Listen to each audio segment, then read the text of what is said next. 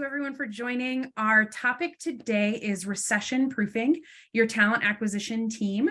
My name is Nancy. I'm the VP of People here at Flawless, and I'll be the moderator for today's session. We here at Flawless are an on-demand embedded talent acquisition partner to companies kind of all over as they're continuing to build and grow their teams. My partners here, my partners in crime here today, or our panelists are starting in my top left corner, Kelly Burlage. Kelly is the Vice President of Global Talent Acquisition at Lineage Logistics, a company transforming the supply chain by preserving, protecting, and optimizing the distribution of food around the world in a way that hasn't been done before. Kelly has built a very well-rounded career in staffing, RPO, corporate strategic recruiting functions. She's kind of seen all sides of the recruiting world here.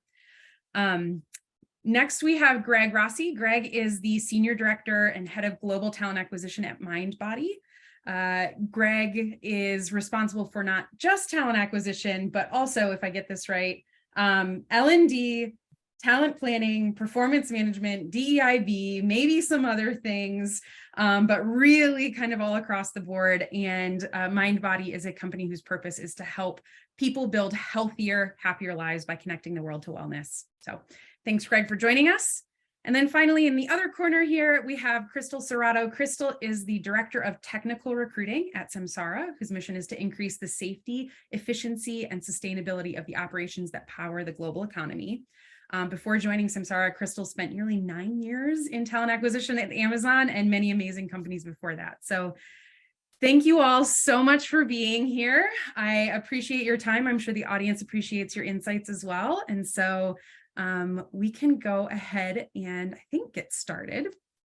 And before we do get started, I'm going to try to maybe address a small elephant, a big elephant in the room. And really, I just wanted to kind of pause and acknowledge the economic uncertainty going on just around all of us. I think some in minor ways, some in major ways. This is definitely an interesting time to be in TA. It's an interesting time to be in the workforce, really. And so I just wanted to take a moment to recognize that and also acknowledge that even just in this last week and a half, 2 weeks, we've seen another wave of layoffs. And so this conversation to some may feel a little bit too little too late, but hopefully we are able to provide some help, some context, some ideas, some insight to anyone who maybe is still kind of fighting off a potential layoff or who will be faced with it at any point in time in the rest of their career, because this is cyclical. Once we recover, I'm sure it'll happen again at some point in the future. So hopefully, again, this conversation does help some folks either in the short term or the long term. So with that, I do want to start by saying it is not uncommon for talent acquisition, right, to be the first maybe to go in a layoff. On the surface, I think business leaders think this makes a lot of sense, right? The hiring slows. So what does TA do? And if they're not doing anything, do we need to have them on board? And that's often a short-sighted perspective that non-TA business leaders have. And so they might be less aware of the long-term costs of laying off a talent acquisition team. So that's kind of the topic I want to start with you all is, what are some of those visible or invisible or financial or cultural costs that come with laying off the TA team? That maybe our business leaders aren't aware of, but we wish they were aware of. So I'll let any one of you kick it off. But yeah, what are some of those costs we want to share with our business leaders? So Nancy, if it's okay for me to jump in here, you hit on something that I think is incredibly important, which is an understanding of the landscape and what's happening right now. So understanding the economy and how those factors play into recruiting. And it's really important to kind of look at the bright side of that as well. So yeah, we hear all the time about these companies, these layoffs, and the list keeps growing, unfortunately. And I know the topic is how do we recession-proof our talent acquisition teams. But one of the best things that recruiters can do in this time is really get to know that market. And if you start to unpack that a little bit, you look at our markets actually remain fairly resilient through 2022. Employers are still seeking to hire. There's still jobs out there, even with some of that uncertainty in the economic outlook and elevated fears of recession, mixed with really 40-year high in inflation. So if we look at some of the numbers, you see, was it 263,000 jobs added in November, which was a second consecutive month. We saw 284 in October. So we're still seeing slowing in hiring, but there's still jobs out there. So, I lead with this because it's important that, what recruiters can do is really tell that story of, hey, if you decimate your recruiting team, but you still see numbers like this. I mean, right now, even with today's unemployment rate, there's still 2 jobs available for every unemployed American. So it's really important that we lead with data and make sure that our leaders understand, hey, just because hiring is slowing doesn't necessarily mean it's going away.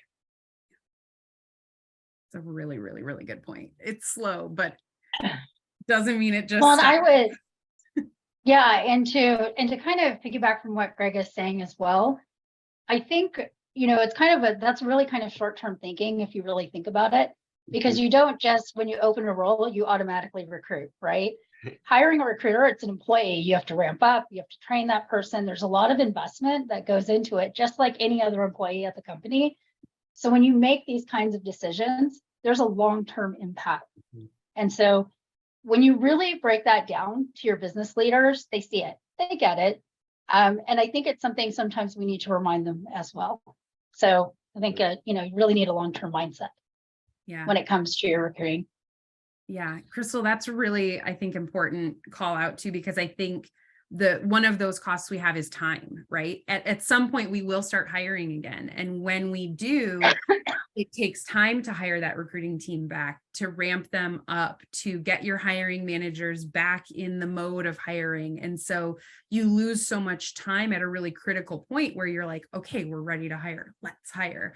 And then you end up in the reactive recruiting stage versus a proactive recruiting stage. And so if you're continuously trailing and following behind, you will not meet your business goals. And that's how you really link like business value to what we do and what our craft is.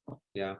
Crystal, that's a good point. So I always delineate the two. So you have recruiting, which is, reactive. We know we have a need. We need someone, in seat today, or as managers say, yesterday, versus talent acquisition, which is that long-term, what's our end game goal, which is, hey, we know our forecast, we know we're growing in this space, so we need to start bringing talent in. And there's a huge argument to be made for exactly what you just said, Crystal, of, hey, if you remove recruiting, we can't forecast out and hire talent into Q1, into Q2 and beyond. Exactly. Kelly, would you like to add anything?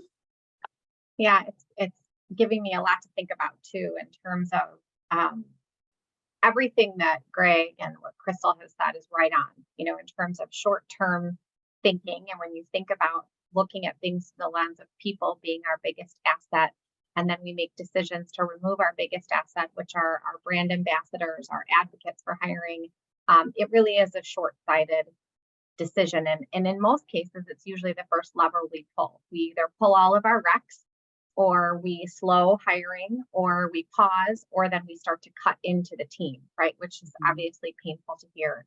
The costs usually don't hit you right away because everyone gets excited and they say, oh, great, we've saved all this money from the headcount perspective, but the short-sighted side of it doesn't see that it impacted the ability to absorb more business, or to look at continuous improvement ways to enhance the way we work with our customers and our business, and how can we weave that in consistently to create a better product, whether that be how we position ourselves in the market, or how we recruit, or how we sell our particular service. So I know it's normally the first lever that's pulled, and I always have such a tough time with that, because in roles and in positions, there's so much value a TA team provides. And I know we'll probably talk at some point about different variations of where you can position your TA team to be effective when these types of situations happen. So I'll wait before we talk about those sorts of things. But in general, the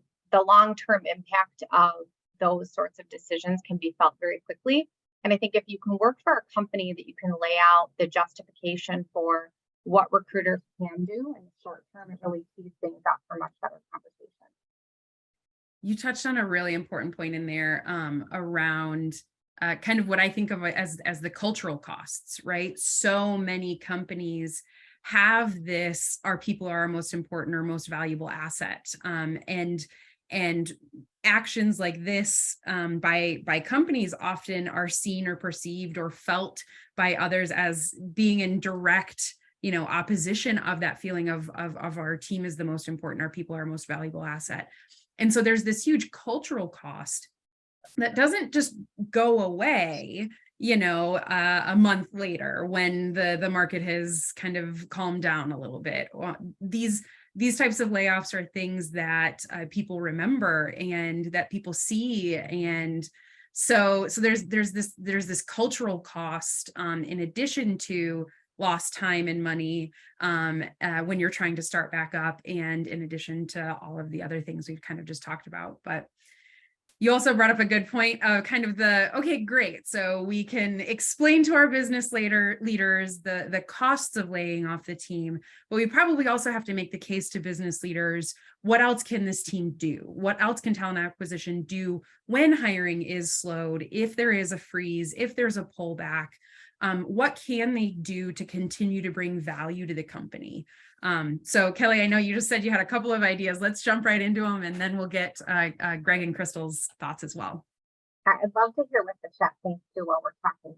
One of the things, we all as recruiters wish we had more time in our days to do certain things. And I think when you have an opportunity to create some space, gives you a chance to take a step back and say, gosh, we could do X, Y, and Z, which would have a huge increase on cost per hire, reduction of agency spend, just our overall slate metrics. Maybe we can have a better quality of hire because we're using different metrics and tools. So let's slow down. Let's evaluate what the best hiring metrics are. Let's figure out a strategic plan to get there. Some of the things, and I don't know if it's fortunately or unfortunately, I've been in a position where in a former position, I not only held the global TA role, but I also held the global HR operations role. So I had a team of HR professionals and a team of global TA professionals on my team. So when COVID hit and we were rethinking our business decision, our plan, everybody was briefing and we were trying to reallocate, I was in a unique role to see both sides of what the HR team was doing and what the TA team was doing and how do you combine the two. So we looked at a variety of different things, such as creating internal resume help for employees. Help you write a resume in order to be promoted. So talk to me about what you're doing internally to be promoted for your next role, and how can the internal TA team do things like mock interviews to help you get ready. It kind of changed their mindset of being scared that we were about to maybe make some crazy changes, and put the focus on training, development, and the focus on how can the internal team help you get prepared for your next step. And we really hope it's an internal role instead of using that experience and taking it external. So that was a big portion of it. I also think every single person that's in recruiting can agree with, whenever we open a position, they want the person yesterday.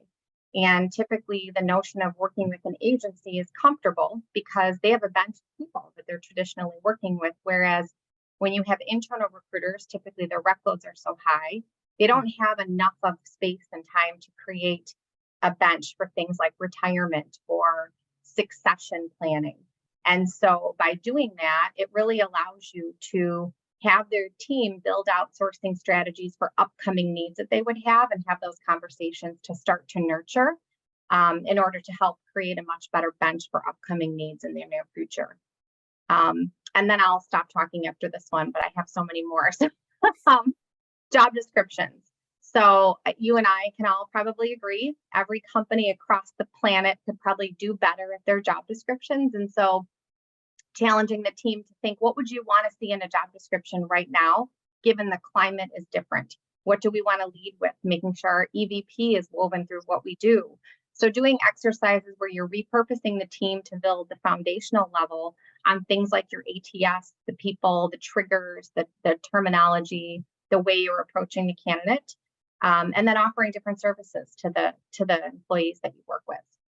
Yeah, I love all of that. I think we've all been probably perpetrators and victims to the stale JD, right? To the JD that really doesn't represent who we are or what we're trying to get across to candidates. And that EVP is not a static thing, you know, as the world changes, as your company changes, as you add more products and services, and as the economy changes, your EVP has to change with it. And so that's another one of those costs, right? When you start hiring again, you're going to have to do all that eventually anyway. So why not do it while you have the time, when things are slow? Greg, Crystal, is there anything else you would like to add? Yeah, I mean, I think +1 to everything Kelly said. You know, a couple things that stood out to me is that EVP.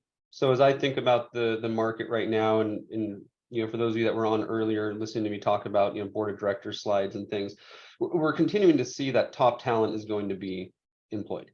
You know, top talent will have jobs going into 2023. So what's our employment value proposition to put us in a position where we can actually attract and incentivize these individuals to leave?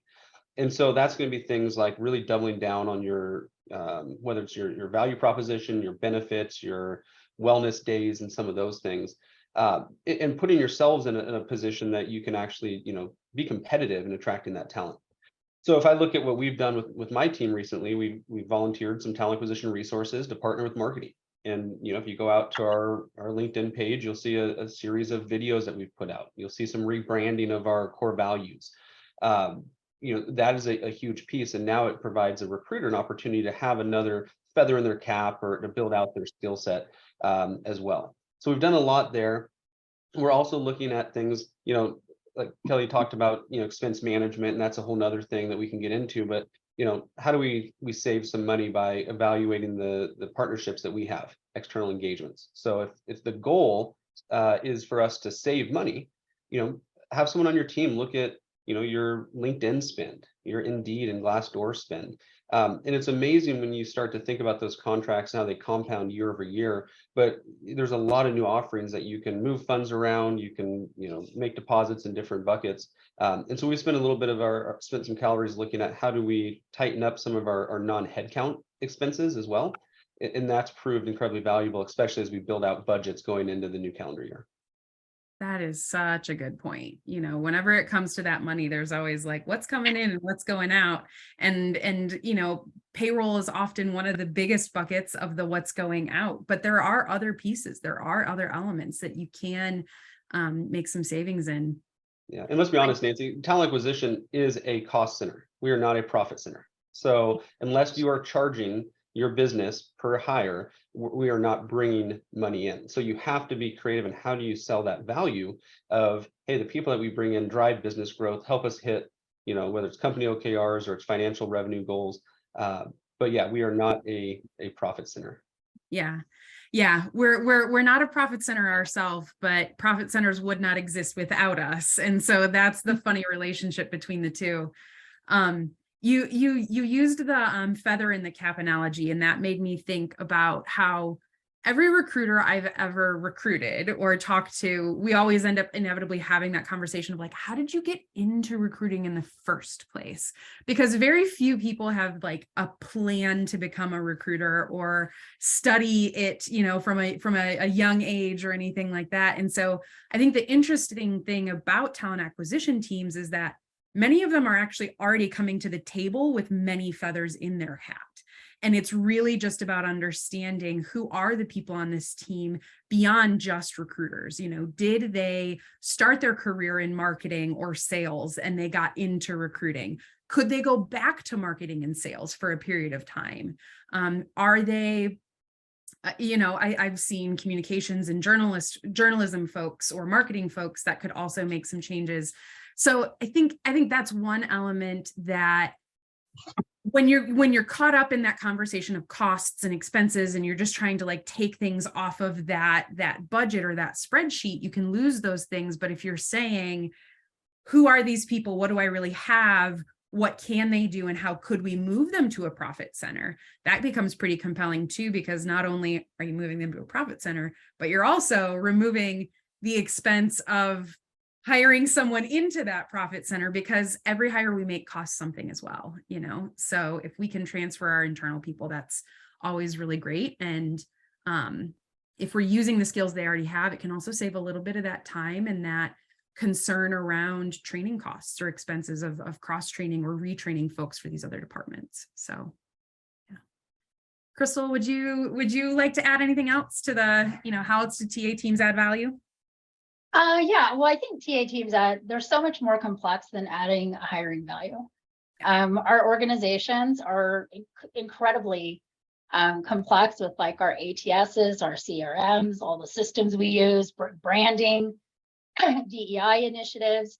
I think a really great exercise that we did as we, come into the end of the year, and we are, at the point where we're achieving our OKRs, at least the hiring ones, but we had a list of things that we wanted this organization to accomplish this year. And we did a really great exercise where we listed out every project that we really wanted to get accomplished and completed before the fiscal year. And we did a matching exercise where we really looked at our recruiters and they got to self-select what are they interested in. And then we also took what some of their skill sets were that we recognized as leaders and did a matching program. And we're very fortunate here at Samsara to have some really strong PM leaders that are leading these initiatives and like project teams of recruiters who are then accountable to showcasing some of maybe the other skills that they have that are just outside of recruiting. And so it's been pretty successful for us, like to take this and like roll it out. And now we're thinking, wow, we have all this talent and all these skills on the team. How do we like quantify this? And so now we're thinking about like, how do we quantify the success of this? Because you're always measuring. And so now we're working on a model of like, hey, like this project work was like this percentage completed and it had this kind of impact.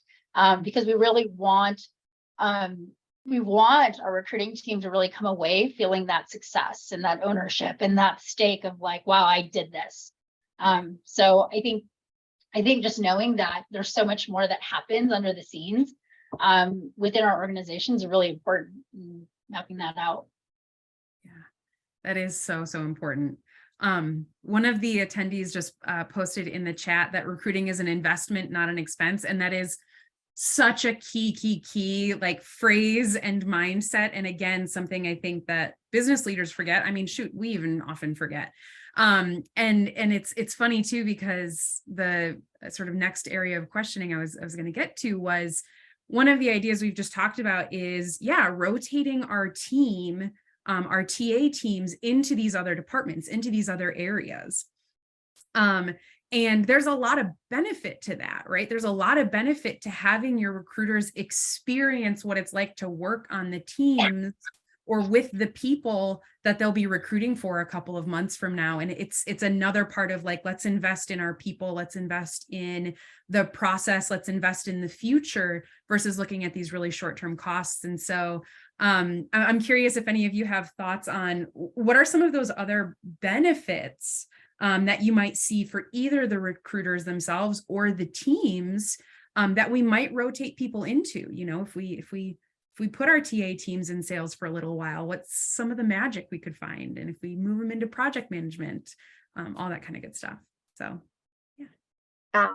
First of all, I think I'm a huge proponent of rotational programs. I think they can be highly effective. And, I think half the battle in somebody being successful at a company is getting to understand and know that particular company, their nuances, how they work, how do you get work done?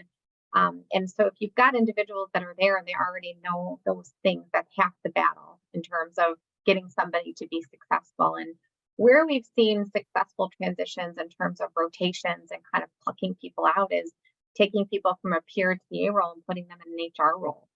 There's so much cross-pollination between what an pure HR generalist or HR business partner does in terms of workforce planning, employee relations, that have a subsequent value to what a talent acquisition professional is doing. And a lot of times those competencies are very similar. The other piece that seems for a lot of people is to move from talent acquisition into a training capacity. A lot of times they're on the front end of all the things that we need to improve and we hear and how can we get better. So you think about some of the attributes needed to be successful in those roles. Another big one would be HRIS. So you think they're in the system, they're living, they're breathing it. They're the best people to make recommendations and refine the way we use the system and try to optimize it to enhance experiences. And really those have a huge longer term impact if you can do it right on the front end. But I also think sales would be a really interesting transition, because if you think about talent acquisition, some of it is sales. If you're selling the company and selling the values and making those connections, I think that's a somewhat of an easier transition. So those are just some of the small scale ones that I've seen be successful. But then also, a carve out of DE&I strategy and ensuring that as you're recruiting, you're thinking about how you're approaching DE&I with the right type of strategy. So maybe even enhancing some of the things that you're doing today that you might not necessarily be focusing on as much as you'd like to. Kelly, you stole my talk track. That was amazing. Sorry. No, I love it. It's interesting. A couple of things come to mind one is, letting your recruiters go experience the business. They come back and now they can sell that to candidates, right? So they can say, hey, this is what it's like to work in this business. This is what it's like to work, in this organization for this leader. So there's a lot of value there. What I want to expand on is that DEIB piece. So Kelly hit on that. And we've used this opportunity to really pull in recruiting into our diversity efforts. So for example, we stood up a recent model to allow candidates, the opportunity to speak with an employee resource group as part of their interview process. And really it goes back to that employee value proposition to say, hey, why come, join our organization?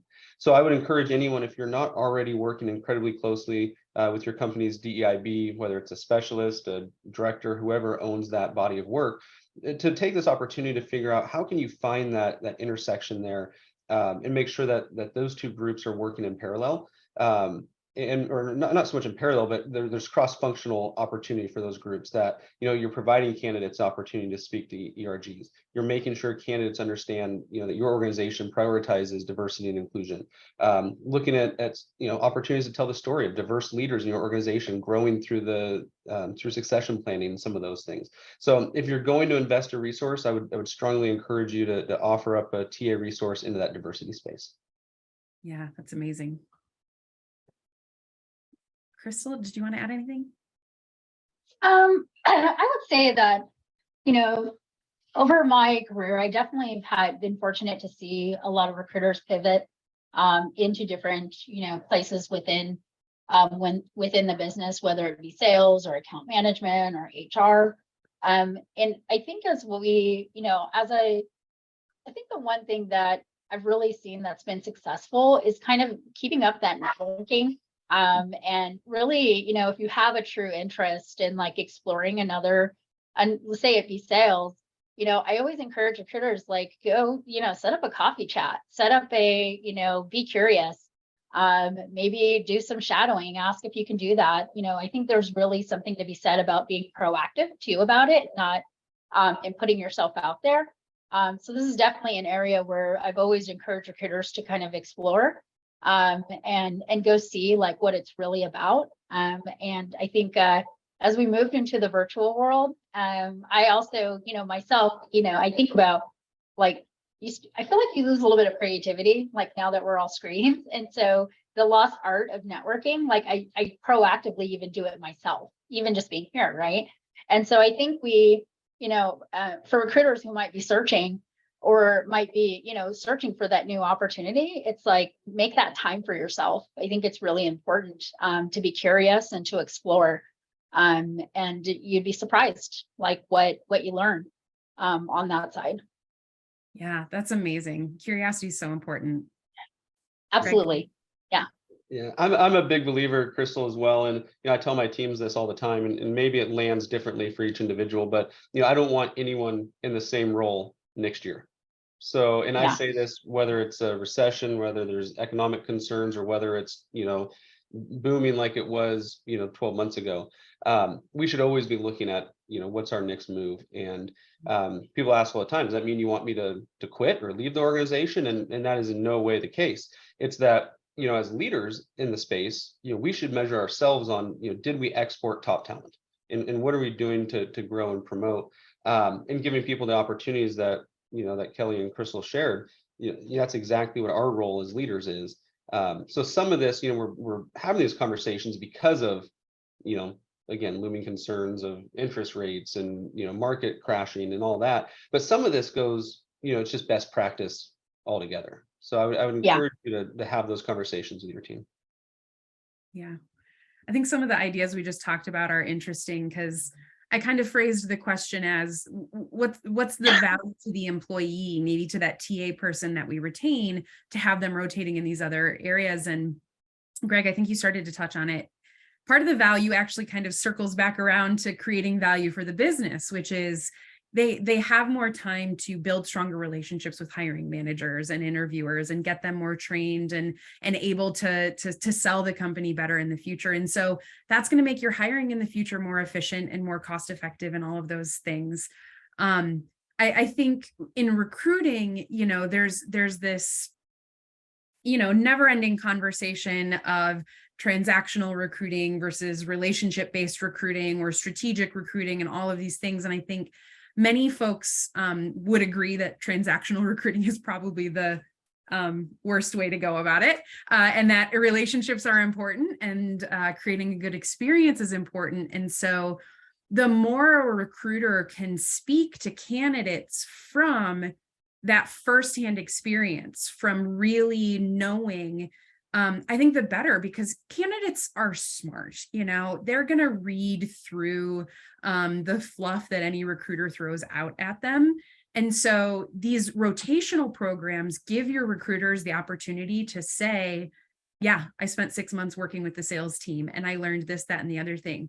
So now 6 months from now, when they're recruiting for that same sales team and a sales candidate asks them like, what are your customers really like? Are these really customers I want to spend my time on the phone with? You can say like, yes, from experience, the customers we're selling to are like this or are like that, or the challenges we run into most often are this or that. And so being able to speak from that firsthand perspective creates so much goodwill and improves the candidate experience so much that it doesn't just benefit the recruiter to have that experience. It benefits the candidates. It benefits your future employees.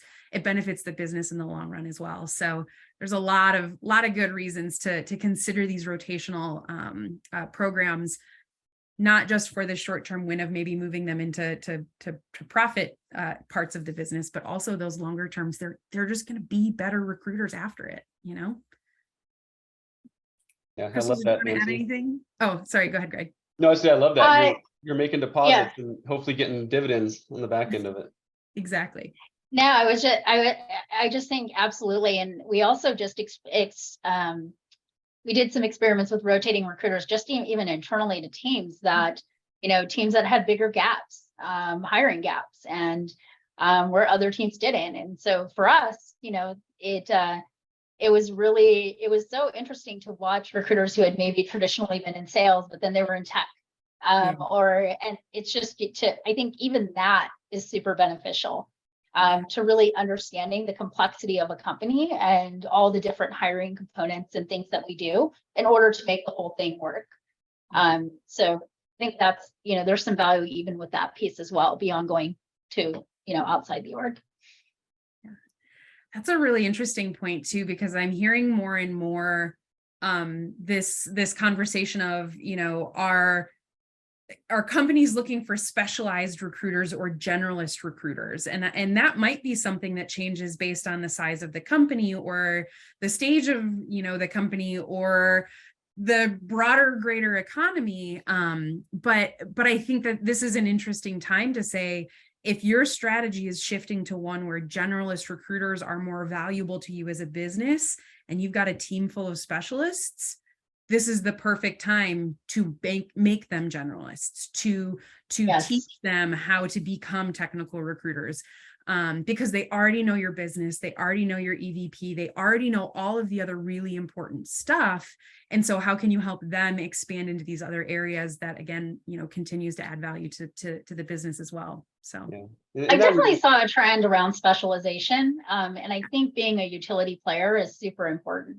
And learning all the different aspects, but I'll let Greg Yeah, no, I think that's great, Crystal. I just think avoiding single points of failure, right? Yeah. And so, if you have one technical recruiter on your team, you have one sales recruiter, one finance recruiter, and for whatever reasons, market conditions or not, you lose that individual. Now you no longer have that broad capability across the team. So that's definitely something that we've done as well, as we've asked, our team, hey, what do you want to do? And it's amazing. Some of the recruiters have really stepped up and said, hey, I want to support technical roles. I haven't had that opportunity before. And I'm a firm believer that if you have a foundational knowledge, recruiting best practices, you're rooted in candidate care, selling the EVP, stakeholder management, layering in the actual technical pieces of it, that's, I don't know, the rest of it's table stakes. If you can do that, you can go out and recruit for just about anything. So if you have a good team, allow them the opportunity to stretch.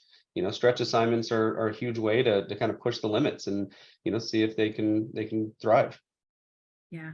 Yeah, and Greg, one thing I would encourage everybody to think about too is, I think sometimes, and this has happened to me before, where they got a really strong technical team, or you've got finance recruiters, and you kind of forget that maybe in my world we have high volume recruiters, and then we have more specialized recruiters, and you keep them separated, and you're kind of messing with everyone's creativity by not bringing them together. And so one thing we started doing on a yearly basis, which if time permits, I would recommend doing it quarterly, is we do a design sprint with our recruiting team.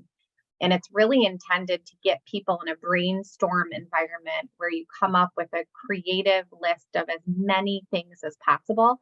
And more times than not, the frontline volume recruiters are coming up with more creative, strategic ideas for the technical recruiters to use, and vice versa. So I think if you have a minute to breathe and you have some space and you're trying to figure out a way to bend and flex and recreate and kind of rebrand your team, it's also a really good opportunity to reset and rebuild a foundational level, and bringing all the new people or individuals that have been there for a while together, and even including hiring managers and leaders in the business, to have them weigh in on where should we be going to fish, and what should our strategy look like, and what should we be doing, and how are we doing, and here how we are going to measure ourselves. And that's been a really effective tool in terms of really diversifying the way our talent acquisition strategy looks, whether it be globally, regionally, or even on a small scale at a particular location. Yeah, that's great. And that global piece, Kelly, is huge too. So we've asked our team, hey, who wants to support the UK market, for example? Just because we're talking pretty aggressively right now about the US markets, but whether or not that's consistent across the globe is still up for debate. So we're doubling down efforts to hire globally. We're expanding to Latin America. We're still strong in UK and in India. And so instead of investing in additional team members there, what can our team members in the US do? Whether it's sourcing support, it's managing vendors, it's some of those things. So I would encourage you to look outside of your immediate, what's in your 360 view here, and say, hey, globally, where can we invest our resources as well? Think big, right? Like, don't panic. Take a step back, breathe, and think really big about long term. You look at the market conditions over a 10-year period, you see it go like this, and let that be where your head goes in terms of, hey, this is a momentary blip.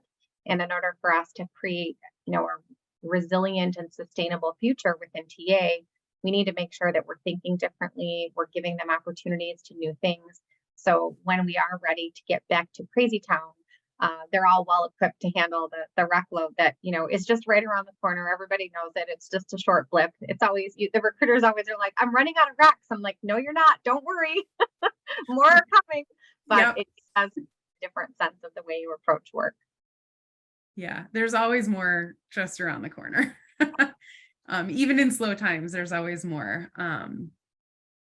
So we're getting down to about 15 minutes left on the clock. So I've got a couple more questions I wanted to get to, but for those in the audience, if you have any questions you want to make sure we get to, please do throw them in the chat or the Q&A. We'll add those in here. But I think the next kind of path I wanted to go down is, the reality is there are going to still inevitably be some layoffs, for, maybe it's a portion of the team, or it's later, but not right now. And so I think when that happens, if that happens, there's a certain amount of stuff that we can do, again, as TA leaders, to maybe help ease the transition or support team members that are affected, whether they're in TA or not. And that can continue to help the company from a long-term perspective. So I'm curious, if any of you have any thoughts of like, what are the ways we can support our TA teams and other employees if it does come down to the fact that we've got to do a layoff. So what does support look like? I can start, because we are not immune from any of that as well. So, as an organization that recently did have some impacts, it was really important that we lead that exercise with empathy and care, because you never know, some of these employees may return back to the organization, once things calm down a little bit. So for us, it was all about making sure that we took care of the employees, love them on the way in and on the way out. So we provided outplacement services, for example, globally for anyone impacted. And that's everything from resume review writing to, specialized career management, job opportunities, and some of those things. And then also it's providing more directional guidance. So it's things like encouraging impacted team members to reach out to LinkedIn, LinkedIn learnings, for example, some of those, writing recommendations. There's a lot of, not everyone that exits an organization right now is a part of any of these exercises. When you read it, it's not driven by performance, 9 out of 10 times. So if you feel compelled to write a recommendation for an impacted team member, that goes a long way in their journey of saying, hey, I was laid off or let go from this organization, but look, I have positive endorsements and recommendations from leaders at that company. So those are some of the front of mind ones, but I'll turn over to Kelly and Crystal.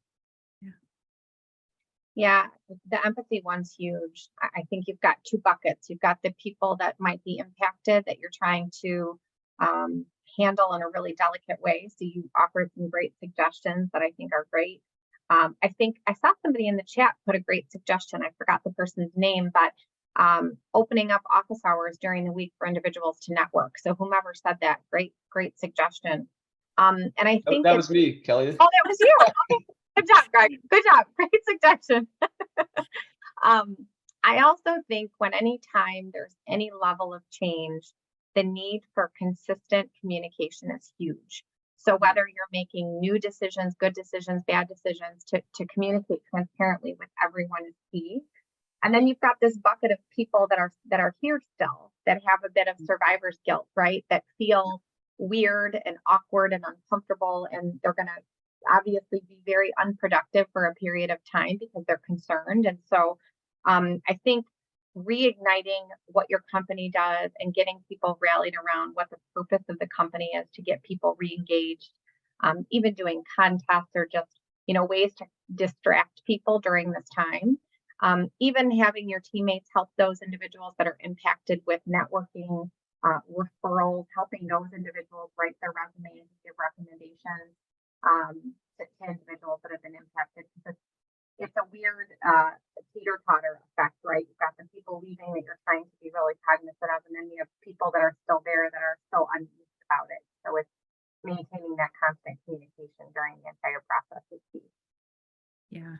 Open communication, transparent communication, consistent communication is important really all of the time, but it becomes especially important and even more heightened during uncertain times, because you're right, you're going to have a team that's left. There's that feeling of survivor's guilt that also often comes with just a lot of anxiety and fear of like, when is the next round coming and will I be next? So yeah, communication is key.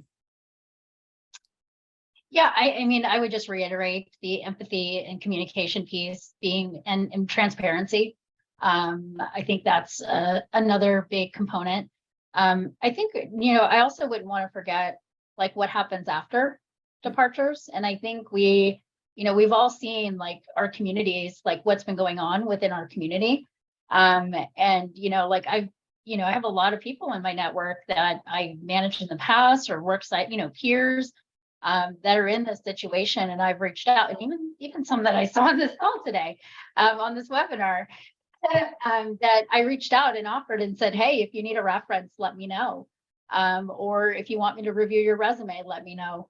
I've also, offered to have my name on, if recruiters are looking, and have, they want my contact information. So I think just putting yourself out there and helping your community externally, like not forgetting, like afterwards, is also very important. Yeah, I love that. One of the things I was thinking about with this question too, of how do we support our team members, either the ones staying or going, is there might be some folks on the call here that are kind of more in that individual IC space versus kind of the talent leader space. And we've spent a lot of time talking about how do we as talent leaders kind of convince the business to avoid a layoff, but again, sometimes it's inevitable, and kind of wanted to shift the conversation a little bit to that individual level of one way that we can help support our teams who maybe we do have to let go is help them recession-proof themselves in the future, either in the current market or sometime in the future. And so I'm curious if you all have any advice or any thoughts that you could give to a recruiter specifically on what they can do to recession-proof themselves and not feel like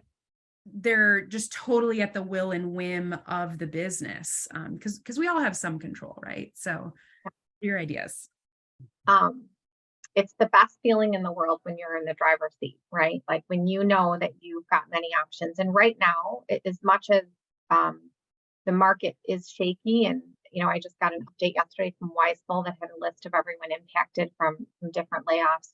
But to bring you back to what Greg said earlier, for every 2 jobs or for every 1 person, there's 2 jobs right now. So also really emphasizing that while you may have opportunities that aren't exactly what you want to do, there are opportunities out there. And so really stay optimistic about that. But in the absence of that, I would say networking, talk to as many people as you can, gain as much experience as you can, and get as much training as you can. It will be an opportunity for you to be incredibly self-reflective too about what you like, what you don't like, and use those to the advantage of your next role, next assignment, and next opportunity would be my advice.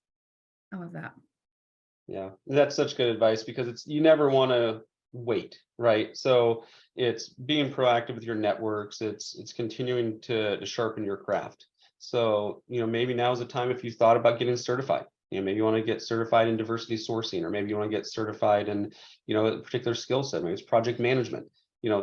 Use this time, it feels slower than normal. So use it to your advantage. And hopefully those skill sets that you pick up now will lead to your next adventure of, so you need it down the road. Crystal? I'm just going to be an echo here. Same. And don't be afraid to raise your hand.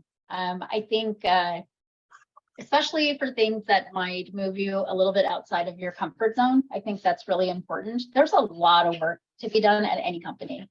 And there are a lot of opportunities if you continue to network and stay in tune and have really, have good discussions with those around you. And if you see an opportunity, throw your name in the ring. I think those, there are a lot of missed opportunities. Sometimes I see where it's like, oh, you would have been really great at that.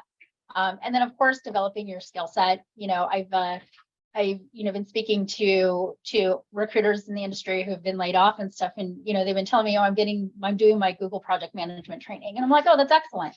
And so I think just keeping that curiosity and continuing to learn and be self-driven, it's super, keep that up. And so I think those are just some of the tidbits that I would offer. Yeah, that last piece I think is one that I would recommend too. And a lot of the folks I've been talking to recently in their search are just feeling really discouraged, really down, because they're applying for these jobs or they're reaching out to their network. And then 20 minutes later, they're seeing another news article about another company with another layoff. And their brain says, great, that's another 20 people I'm competing with. That's another 300 people I'm competing with for this one job. And so I think it's really been difficult for people to see that.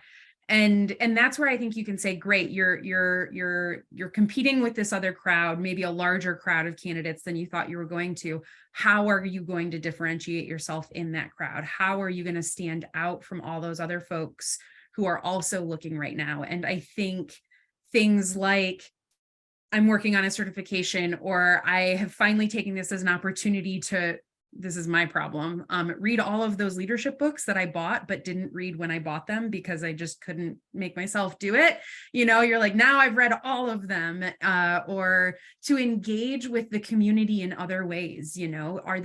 I've seen some folks who say, or who have been laid off, and they go, you know what this does? It gives me the opportunity to use my recruiting skills to go work with my favorite nonprofit that can't afford a recruiter to help them recruit for what they need. So that's a way that they can say, I'm still using my skills, just in a different environment, because I have the time. And I think all of those little things help differentiate you in a pretty crowded market, because it's showing a level of curiosity, a level of interest, a level of initiative that is really important to employers when they're looking at their next hire. So yeah, I think this is all of you had really, really good advice. Nancy, and be a recruiter, right? Like, you're a recruiter, go recruit, go use network and reach out to people. I'll say to you, I get very few outreaches of people that fit the qualifications of the jobs that they apply for that reach out to me on LinkedIn. And I reply to every single one of them, because you're setting yourself, differentiating yourself from the thousands of people that apply. And to me, that takes courage to do that. So be an advocate for yourself, use your network, create a why statement as a door opener, and get out there and be yourself. Yeah.